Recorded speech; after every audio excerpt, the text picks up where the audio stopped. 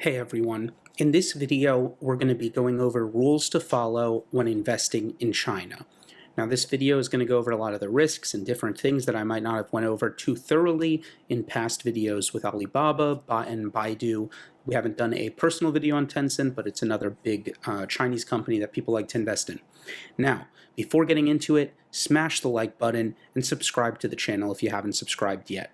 So the thing we need to talk about are basically these 5 things. 1 is risk, 2, allocation size, 3, time horizon, 4, who you should be betting on, and 5, when and if you should cut your losses.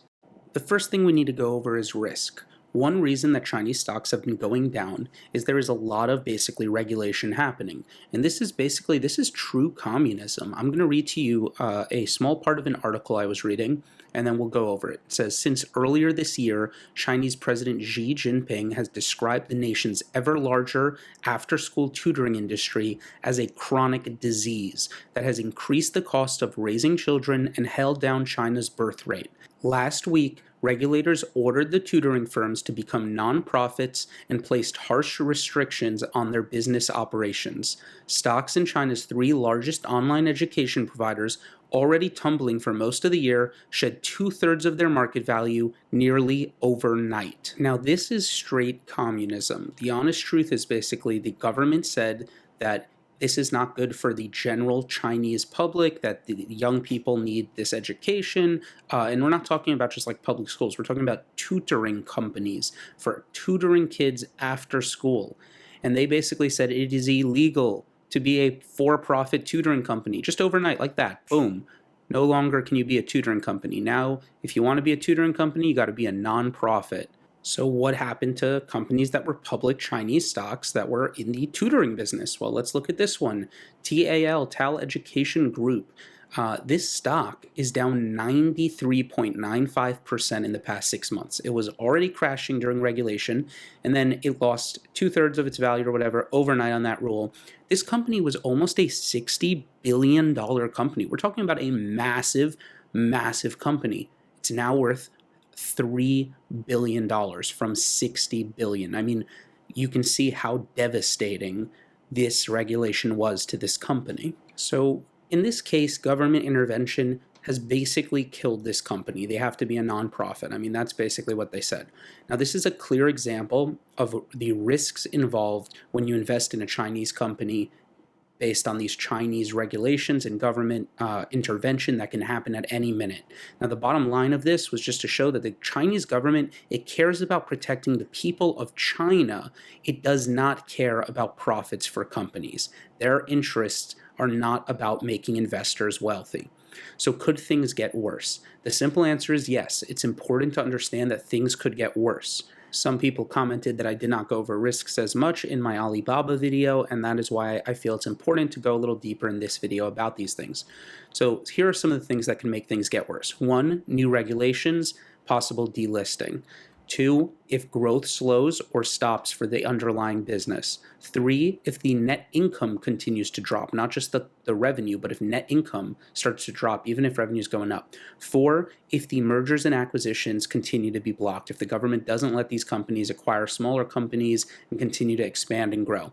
Now, if these things do not happen, then like most things, the only thing that can happen, in my opinion, to heal these companies after being beaten down is just time. Time will end up showing, if revenue continues to rise, earnings continue to rise, eventually investors will continue to jump back in, and the stock should reflect the underlying business. So it's just a matter of time.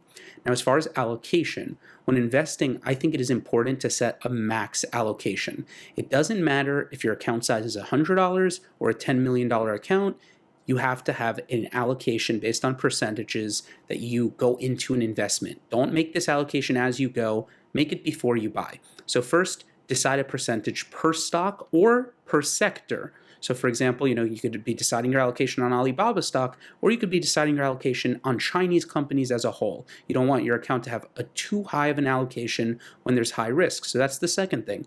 Higher risk means lower allocation, in my opinion. Now, the only reason people invest in high-risk companies is because they believe they're going to get a high return. If you don't think you're going to get a high return, you're not investing in a high-risk company. So if you're going to get a high return, if you turn out to be right, there's no reason to put a large allocation of your account in it. A small allocation will be able to make you plenty if you turn out to be correct. But since it's high risk, if you put a high allocation and you turn out to be wrong, you will lose a lot, and there's no reason to risk that much when the reward is so high anyways. $3 cost average down. So whatever you decide your allocation to be, do not buy it on day one. You're better off to buy a small part of it and continue to add until you hit the top of your allocation as the stock continues to drop, if it is dropping. And if it goes higher, if it's still beneath what you believe the true value is, you can dollar cost average up and down as long as it is under what you think the true value is. So what is a good allocation size? Well, this is something that's very different for everyone based on their risk tolerance. I think that conviction basically plays the largest role in how you decide what your allocation is going to be. The higher your conviction, the higher your allocation could be. For me, as I believe that there's a lot of risk in the Chinese sector, as an entire whole, the entire Chinese sector, I gave myself a 10% max position across all Chinese companies.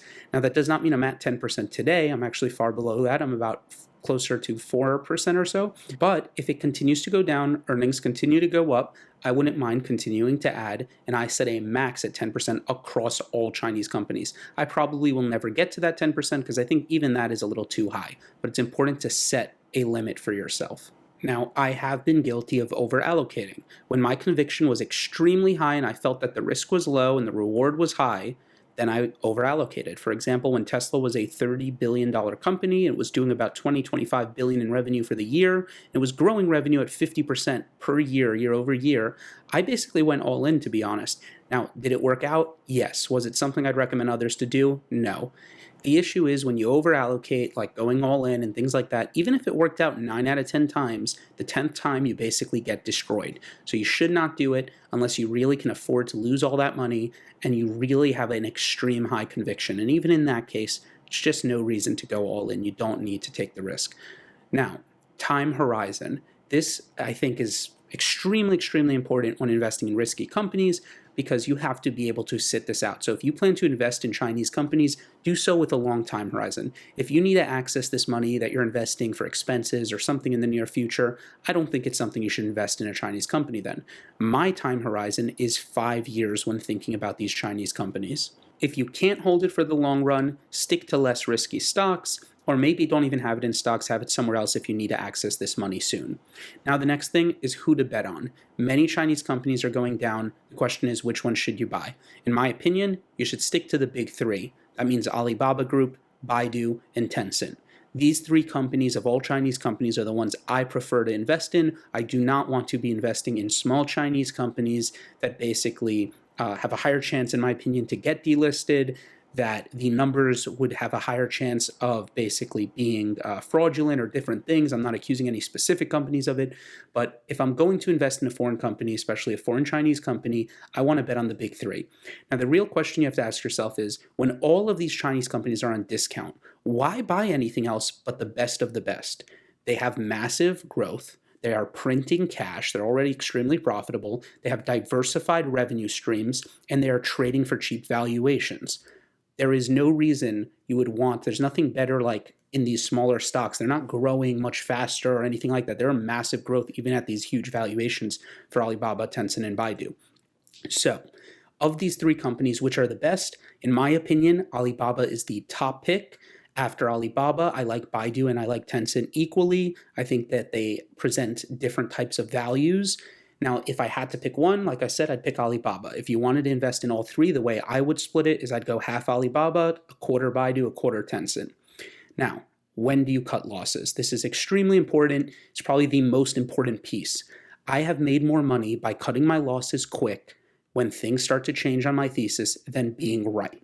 It is important to cut your losses quick when you know you're wrong.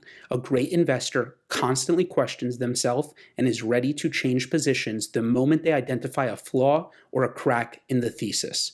Now, I can name many great investments that do not have the risk that these Chinese companies have. So you should not stay in a stock just because it's cheap or just because you've lost a certain amount of money and think you need to just hold it because you're already down so much. Those are not reasons to hold a stock. If the revenue growth stops, if the earnings continue to drop, if the business begins to have serious effects from government intervention, I will cut my loss and move on to the next investment. Now, unfortunately, since we have to wait every 3 months to get a basically report, the earnings report on the business and see how it's doing, a lot can happen in those 3 months. So because of all this regulation going on. So for this case, I'm going to be watching for new regulation. If the regulation has some serious effect on the ability for these companies to make profits, then I will cut my loss. If I don't see that it's going to have that much of an effect, or I'm not 100% sure, I'm going to wait for the earnings. I'm going to see them and I'm going to give them a fair chance. If the earnings continue to be good, I'll continue to add if the stock is trading lower. If the earnings start to get affected, I have to be ready to cut a loss if the overall thesis gets cracked. So yes, I am bullish on China's future. That said, I do think it's important to show how something that looks good can end up bad. Alibaba currently has massive growth and it trades at a PE of just under 20, I believe. If the government intervention does not stop them from collecting revenue, let's say it has the same revenue or grows a little, but it does stop how much hits the bottom line, their net income. Let's say they're forcing them to pay employees higher wages. Let's say that they are telling them because of unfair monopoly type of practices, they can't do this, they can't do that, and the net income becomes less, their PE could easily go from 20 to 30 if they have less earnings. Now, if something like that was to happen, the question becomes, why invest in this Chinese company that has all these possible risks with regulation and communism over it, when you could have a US big tech company trading at a 30 PE as well? It is no longer going to be a cheaper price to earnings, so it becomes, the value kind of disappears in it, and then there's no reason to be in it when you could be in a US big tech company that has equal growth with less risk at a same valuation. So that is why we have to be very diligent on what we're doing and on our investments. Now, in summary, 1, there are many risks. You have to be aware of them. 2, only allocate a small portion when investing in risky companies. 3, have a long time horizon. 4, bet on the best of the best. And 5, cut losses if the thesis cracks. Personally, I have less than 5% of my total portfolio invested in Chinese companies. Upon future earning reports, I'm ready to increase that allocation if things seem to become better, and I'm also ready to sell it completely if things continue to get worse. A good investor has to be ready to do either or. Now, some final updates I want to give you on some basic news I looked into. First is that Al Gore's investment firm made a big bet in Alibaba. Second is that Tencent says more regulation is set to come. Third, Beijing is taking a stake in ByteDance, also in Weibo. And fourth, China is signaling more regulation for businesses in the coming years. Thank you for watching. If you liked this video, please give it a like. If you haven't subscribed, definitely subscribe. I'm just looking to update everyone on these situations. I still am a bullish investor in Chinese companies, but I do have serious concerns, and I think it is important to acknowledge them. Everyone, until next time, I appreciate your support, and I read all your comments. Lastly, if you haven't seen, we are doing a giveaway at 2,000 subscribers, so definitely check out that video and definitely enter to win.